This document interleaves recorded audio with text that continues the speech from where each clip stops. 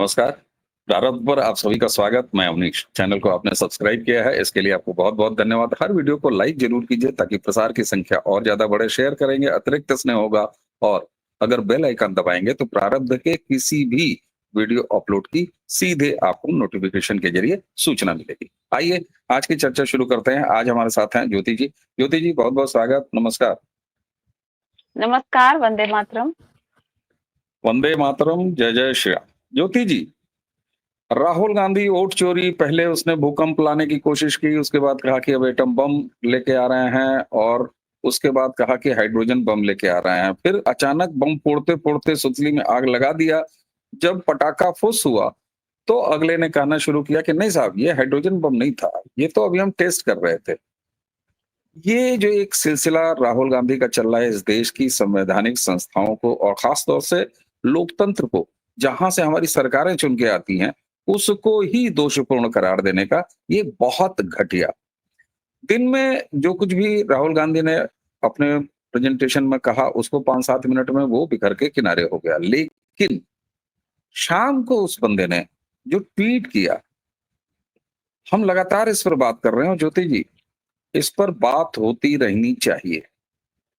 शाम को इस बंदे ने जो ट्वीट किया, वो बहुत खतरनाक अपने आप में है। इसने कुछ लाइनें लिखी, देश के युवा, ध्यान दीजिए।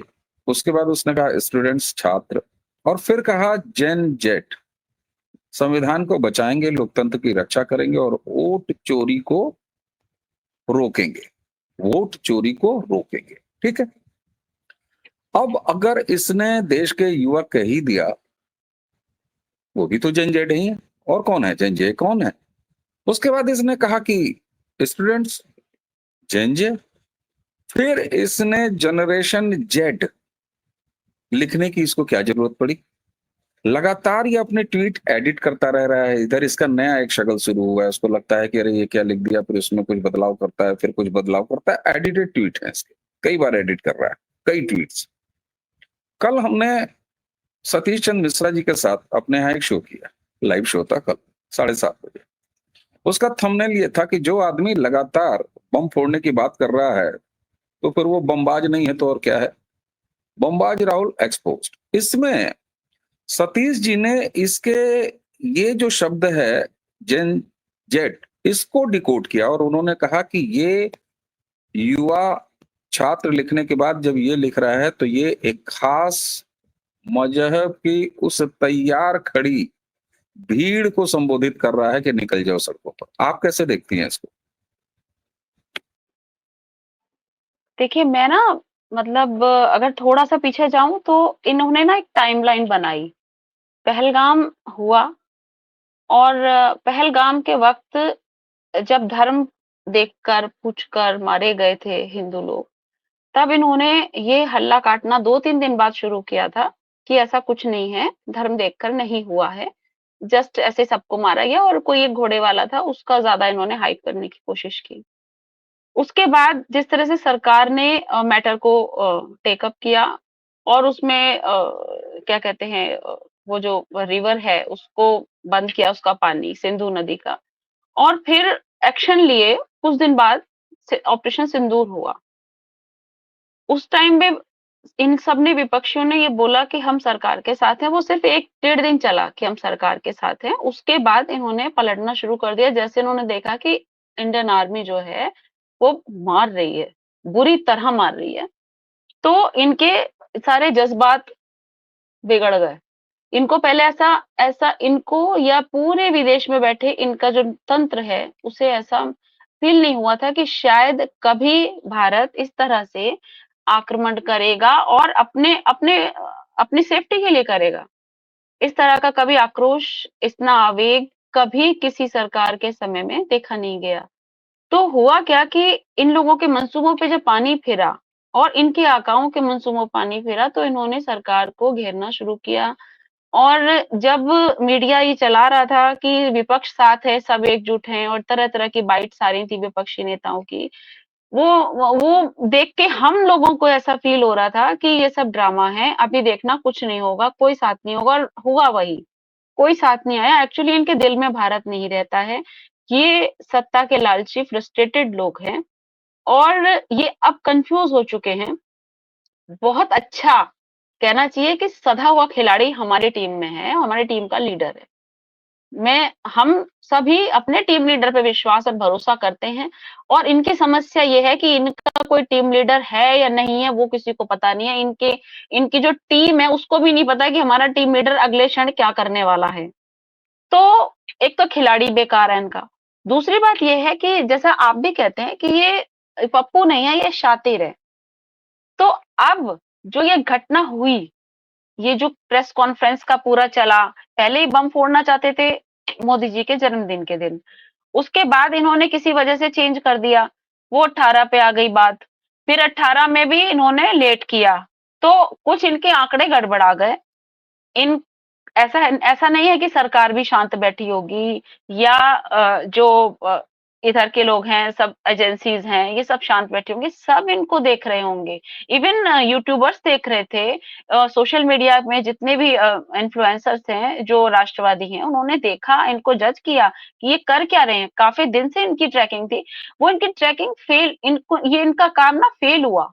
तब इनकी जो प्रेस कॉन्फ्रेंस थी वो इन्हें करनी तो पड़ी, क्योंकि इन्होंने मैसेज डाल दिया था ट्विटर पर कि प्रेस कॉन्फ्रेंस होगी, पत्रकारों को बुला लिया होगा, जमावड़ा जुट गया है। तो मदारी के पास ना खेलने के लिए ना सांप था ना नेवला था, कुछ नहीं था उसके पास। अब वो दिखाए क्या? डुगडुगी तो सारी बजा दी उसने। अब जब भीड़ इकट्ठी हो गई तो कुछ नहीं था, तो उसने आते ही पहला शब्द बोला, this is not the H bomb. तो मेरी तो हंसी छूट गई थी जैसे उसने बोला this is not the H bomb. तो भाई एच बम नहीं है तो तुम यहाँ किस लिए आए हो? किस लिए आए हो? मतलब पत्रकारों का मजाक उड़ा रहे हो, जनता का मजाक उड़ा रहे हो, भारत की जनता का बेवकूफ बना रहे हो। आपको सुनने हम क्यों बैठे? Who are you? आपको 99 सीट मिली हैं, ठीक है? आपको विपक्ष का नेता आपके जैसे ही जमावड़े ने बना दिया है। अब मूर्खानंद अगर बैठ जाएगा तो उसको जो भी इंटेलेक्चुअल लोग हैं वो अपने शीर्ष पर नहीं बैठाएंगे। इनके प्रति मन में ना कोई श्रद्धा है, ना हम ये मानते कि बड़े इंटेलेक्ट हैं। तो ऐसा तो हम मानते नहीं है। हम सुनने ये गए थे कि देखिए तमाशा क्या है। तो तमाशा इनका इनका पूरा तमाशा वहां बिगड़ा।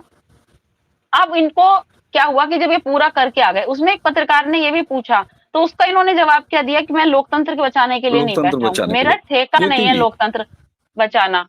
जी। बिल्कुल बिल्कुल। ज्योति जी, इस पर खूब बात हो रही है निश्चित तौर पर। अब मतलब ये इससे बड़ा मजाक क्या है कि ये लीडर ऑफ ऑपोजिशन बन के बैठा है, कह रहा है मेरा काम लोकतंत्र बचाना।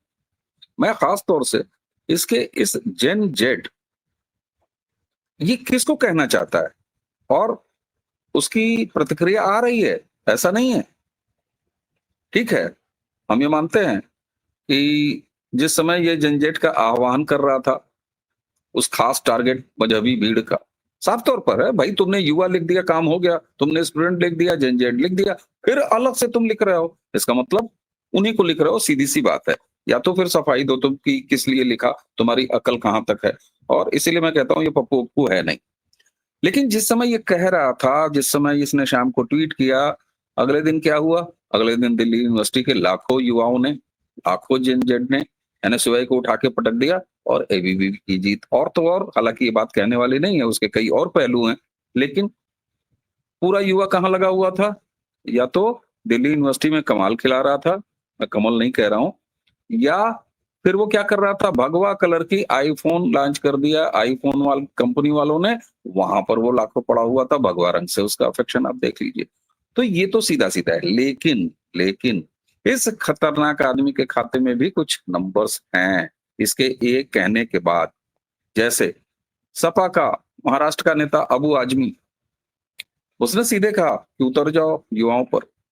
आज मैं अभी एक्स में घूम रहा था, तो मैंने देखा बिहार कांग्रेस के हैंडल से साहब ट्वीट किया जा रहा है। और जो छात्र, भाई छात्र हैं, अपने रोजगार के लिए मांग करेंगे, आएंगे, उनका हक बनता है, लोकतांत्रिक हक बनता है, अपनी सरकार से कहेंगे, अपने मुख्यमंत्री से कहेंगे। ऐसे एक छोटे से वीडियो क्लिप को लिख आगे बढ़ा के और लिखा गया है कि ये देखिए साहब जनजेट उतर आया है बिहार की सड़कों पर। तो रिस्पांस इसे मिल रहा है, निश्चित तौर पर बहुत थोड़ी संख्या में मिल रहा है। क्या आप इस खतरनाक इरादे के बाद इसको स्प्रेड होते हुए देख रही हैं। हालाँकि हमारे पास सकारात्मक उदाहरण खूब सारे हैं, लेकिन फिर भी मैं जानबूझ के अब जबकि इसने इरादे खतरनाक अपने ज़ाहिर कर दिए हैं, इसने सड़क पर उतरने, नेपाल दोहराने की बात बिल्कुल सीधी कर दी है। साथ में पहले ही ये डिस्क्लेमर दे देता है कि मेरा काम लोकतंत्र बचाना नहीं है।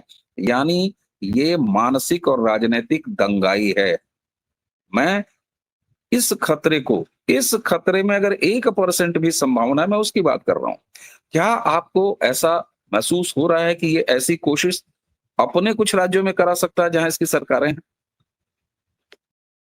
हाँ, मैं वहीं आ रही थी कि इन्होंने लोकतंत्र वाला मैटर बोला तो शाम को सडन जब टीवी पे आया मैं शॉक्ड रह गई थी देखकर कि न्यूज़ में ये क्या फ्लैश हुआ। उसके बाद इन्होंने ट्वीट किया, उस ट्वीट में जो अभी आपने दिखाया कि वो वाला ट्वीट था, उस ट्वीट को देख के अकेले बैठी थी मैं कमरे में, एकदम आया ही था और न्यूज़ में फ्लैश हुआ और देख के मैं हैरान हो गई कि इसने लिखा क्या है। ये तरह-तरह के मतलब इसका मानसिक संतुलन नहीं है पहली बात तो। उस तरह के इसने ट्वीट्स किए, बोल कुछ रहा है, कर कुछ रहा है और लिख कुछ रहा है। आह्वान कर रहा है ज़ाकिर ज़ेहान जमीला को। That is the gen Z. That is not Jyoti, Jitendra और Jayant. That is not for them. ये जिनको पुकारा जा रहा है वो आवाज़ सुन रहे हैं। वहाँ तक चली गई। अब पैंट का साइज़ देखिए। इसको अब इसकी पैंट पैंट देखिए क्या देखिए, अजीब। एड़ी हाँ, से मैं ऊपर पैंट इसकी देखिए, पैंट देखिए। किस क्या पैटर्न है, मतलब ये किसको दिखाया जा रहा है कि मैं किनके साथ हूँ। व्हाइट टी शर्ट किसके साथ दिखाई जा रही है, हमें सिंबल देखने आते हैं। पैंट का साइज हमें बता रहा है किस तरह की डिजाइनिंग पैंट की है। वो आज तक कभी हमने इनको इस तरह की पैंट पहने हुए नहीं देखा था। तो ये जो सिंबॉलिक्स हैं, हम भी देख रहे हैं इनको और इनको हम आज से नहीं देख रहे हैं, हम भी तभी से देख रहे हैं जब से ये मतलब राजनीति में भी नहीं थे, मैं तब से देख रहे हैं।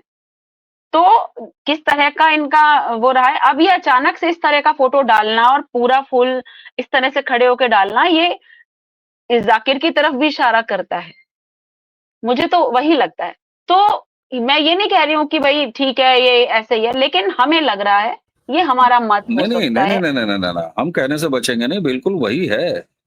और मैं तो बार-बार पूछ रहा हूँ भाई, बार-बार पूछ रहा हूँ कि तुमने जब युवा लिख दिया, तुमने जब छात्र लिख दिया, उसके बाद जेन-ज़ेड अलग से किसके लिए लिखा? और साथ में ये तस्वीर, एड़ी से ऊँचा तुम्हारा पाजामा, ये क्या कहता है? ये क्या कहता है? और उसके बाद अबू आज़मी का ये बयान, अभी कुछ और बयान मैंने देखे नहीं है, लेकिन अबू आज़मी का मुझे जहाँ तक है। और उसके बाद तुम्हारा बिहार के हैंडल से ये ट्वीट, ज्योति जी, इरादे खतरनाक इसके बिल्कुल सामने हैं। इसको देश से जवाब नहीं मिल रहा है, झंझट अपने कामों में लगा है, वो अपने रोजगार में लगा है, वो अपनी पढ़ाई में लगा है, वो अपनी शिक्षा में लगा है। जहाँ वो राजनीति कर रहा है, वहाँ भी तुमको पटक के धो रहा है दिल्ली यूनिवर्सिटी, है ना? जहाँ उसको दिल्ली सिंबॉलिक रूप से दिल्ली अपनी यूनिवर्सिटी चीज़ें में बतानी है, तो उसने भगवा से प्रेम बता दिया। जी, जी।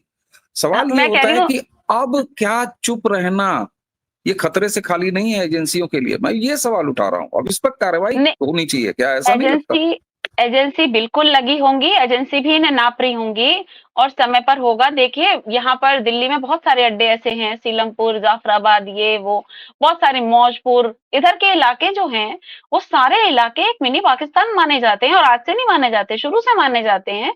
बहुत लोगों की धरपकड़ यहाँ हुई है, चल रही है। मैंने न्यूज़ में देखा कि कौन-कौन, कहाँ-कहाँ पकड़े गए, तो उस तरह का काम चल रहा है, लेकिन वो साइलेंटली चल रहा है। ये एक तो चीज़ ये हो गई। दूसरा ये है कि अगले दिन सुबह को जब हम टीवी ऑन करते हैं तो देखते हैं कि भगवा कलर के मोबाइल पर आईफ़ोन के लिए हमारा जो जेन ज़ी है, वो वहाँ लाइन लगाकर खड़ा हुआ है। कुछ लोगों ने मुझे कहा, "अरे देखिए, बताइए ये युवा है और इनको कोई काम नहीं है, यहाँ लगे हैं।" मैंने कहा, "ये तो बड़ा सुखद चित्र देख रही हूँ मैं कि हमारा जेन ज़ी जो है वो प्रॉस्पेरस है, उसको प्रॉस्पेरिटी है उसके पास, वो खुश है, वो कोई एंग्री यंग मैन नहीं है अमिताभ बच्चन वाले ज़माने वाला, जब भुखमरी थी, बेरोज़गारी थी, पैसा नहीं था, युवा आक्रोशित रहता था। हमारा युवा आक्रोशित नहीं, हमारा युवा सैटिस्फाइड है। और इवन मैं देख रही थी कोई लड़का जोधपुर से आ रहा है, कोई गुजरात से आ रहा है, बैंगलोर जा रहे हैं, जितने का आईफ़ोन होगा उससे ज़्यादा का लौट फेयर का टिकट करा रहे हैं वो। उन्हें पैसों की कमी नहीं है। इट मीन्स कि उनके हाथ में पत्थर नहीं आने वाला। हमारा युवा का ये बदलाव है।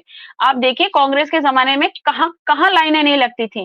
राशन के लिए लोग लाइन लगाते थे, चीनी, चावल घर में मिट्टी के तेल के लिए लाइन लगती थी, आज हमारे देश ने इतना स्टैंडर्ड हाई कर लिया है कि आज आईफोन राशन के भाव मिल रहा है। बच्चे बच्चे खरीद रहे हैं, इवन बड़े नहीं खरीद रहे। तो ये तो मेरे देश की सुखद स्थिति है। एक बात तो युवा को मैं अगर मानूं तो हमारा युवा इन चीजों में एक बेकार के उनमें नहीं पड़ने वाला। लीजिए, दूसरा दोपहर होते एक होते तरफ भगवा एआई के लिए लाइन और भीड़, और दूसरी तरफ एनएसयूआई को पटक के दिल्ली यूनिवर्सिटी में लहरा दिया भगवा। हाँ। रागिनी नायक ने क्या नहीं करा, और मुझे इन लोगों मुझे ने तो एक बार लगा कि पूरा वो वोट चोरी। ज्योति जी वो ज्योति जी हाँ मुझे जी। तो एक झटके में लगा कि रागिनी कहीं जाके वहां कोई इलेक्शन तो नहीं लड़ रही है किसी पोस्ट का। मुझे सच में ये लगा। एक्चुअली वो पुरानी नेता रही है हाँ, यहाँ की वहीं से डीयू निकल की, के आई है, वहीं से वहीं से निकल के आई आई। है। तो मुझे लगा कि तो नाम वो कटवाने के बाद उसने फिर टीसी वापस दे दी और कहा हो कि नहीं, नाम अरे मेरा लिख लो। अपने नेताजी को भी तो दिखाना था ना कि देखो मैं कैसे बूस्ट कर रही हूँ यूथ को, और मैं यूथ के साथ हूँ, मैं ऐसी नेता हूँ, वैसी नेता। वो सब दिखा रहे थे।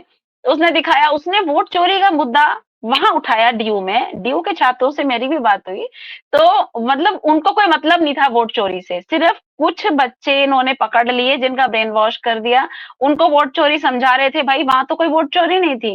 इवन जो लड़की हारी है अभी प्रेसिडेंट का, उसका नाम मेरे को याद नहीं आ रहा है, तो वो जो हारी है उसने वीडियो बनाई लास्ट में, और उसने कहा कि मैं वोट चोरी से हार गई क्योंकि वहां पे नी लिंक लगी हुई थी। जो वो ये सब लिपाप होती है।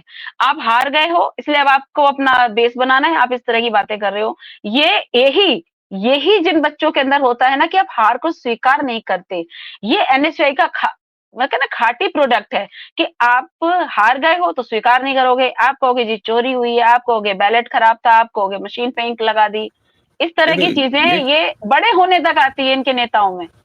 नहीं, ये बताइए, फिर इनकी स्टूडेंट विंग से ही इनको बेहयाई सिखाना वो शुरू हो जाता है, हैं? हाँ यही जी, ना? ये इनको ग्राउंड पे सिखाया जा रहा है, और उन बच्चों का मानसिक संतुलन अपनी तरह ही खराब कर देंगे ये। मुझे ऐसा लग रहा है। अब देखिए कि एबीवीपी के स्टूडेंट्स में, और वो छात्र देखिए दुखी होता है हर कोई जो जो टीम हारती है। लेकिन बिल्कुल, आप सोचो ना कि उनका मानसिक स्तर किस लेवल पे इन लोगों ने हाईजैक किया हुआ है गिरा बच्चों दिया, का। बिल्कुल, गिरा बिल्कुल। दिया बिल्कुल, कि उनको क्या ज्योति जी समझाया कि वोट चोरी की बातें करें। ज्योति जी फिर मैं अब एक बार और कंक्लूड करते हुए, मेरा जो ध्यान बार-बार जाके अटक रहा है, बड़ी गंभीरता से दर्शकों आप भी सुनिएगा। एक बड़ी लंबी संख्या, बड़ी भारी संख्या, जो आधा मोर्चा वाली, वो तैयार खड़ी है। 2014 से उसके सीने पर सांप लौट रहा है निश्चित तौर पर। न जाने कौन-कौन सी किस्म की दालें उनके छाती पर नरेंद्र मोदी और राष्ट्रवादी रगड़ रहे हैं, दल रहे हैं, ये 2014 से। ये जो जेन-जेट को जिसको कह रहा है, क्या आपको तनिक भी संभावना लगती है कि ये कहीं इस तरह की भीड़ को, आप समझ रही हैं, दर्शक आप समझ रहे हैं, यूट्यूब की कुछ बाध्यता है इसलिए ज्योति जी और हम कुछ शब्द कहने से बचेंगे, क्योंकि ये प्लेटफ़ॉर्म रहेगा, ये चलता रहेगा तभी ये बातें हो पाएँगी। क्या आपको ऐसा लग रहा है कि ये हरा रंग बिखेरने में आंशिक रूप से ही सही?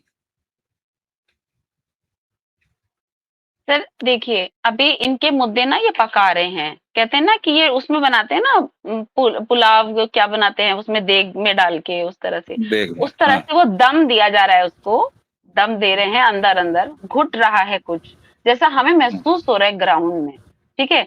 तो वो अभी चढ़ी हुई है, वो देग उनकी चढ़ी हुई है, उसमें अभी पक रहा है, और जैसे ही होगा तो विस्फोट तो होगा।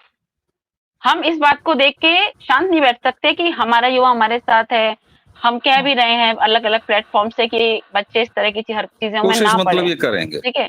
हाँ, ये कोशिश कर रहे हैं। कर आप रहे हैं। देखिए इनकी ठीक, ठीक। महिलाओं में, इनकी महिलाओं में, इनके बच्चों में भारत के लिए हुँ, ज़रा प्यार नहीं है। तो नहीं, हम नहीं, लोगों से बिल्कुल। कैसे होगा? वो प्यार सिर्फ़ हमसे छोड़ दीजिए, स्वीटली बोलते प्यार इसलिए हैं छोड़िए, क्योंकि हमारे ज़हर भरा सामने हैं। हुआ है।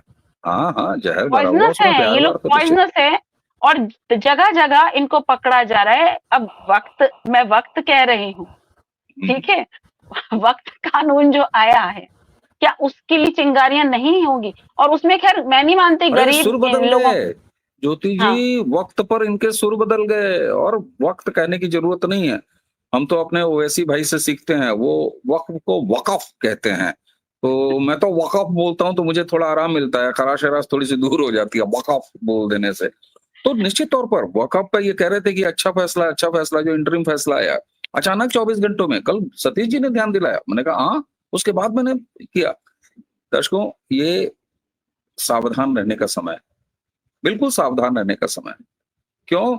क्योंकि ये आदमी पूरी तरीके से मानसिक रूप से विक्षिप्त नहीं हुआ है, बल्कि ये अपने खतरनाक एजेंडे को बिल्कुल सामने, जो ट्वीट इसने ये किया है, ये स्पष्ट है। हालाँकि ये ईश्वर का आशीर्वाद है और ये हमारे राजनैतिक नेतृत्व का कमाल है कि जब उन्होंने अभी 75वां जन्मदिन मनाया, तो विश्व के किस किस कोने से, वो भी एक नया रिकॉर्ड है, उनके लिए शुभकामना संदेश, समाज के हर वर्ग से शुभकामना संदेश। तो एक तरफ ये वोट चोरी का जो नारा लगाता है, हमने आपने पिछला ही वीडियो किया था और समझाया था बड़े विस्तार से, दर्शकों ने खूब उसे पसंद किया कि दरअसल नरेंद्र मोदी वोट चोरी करते कैसे हैं, अपने काम से, अपने दिल से, और न जाने किन किन तरीकों से। दर्शकों, वो वीडियो इसके डिस्क्रिप्शन में होगा। ज्योति जी के साथ पिछला वीडियो हमने बातचीत की थी, वो भी जरूर देखिएगा।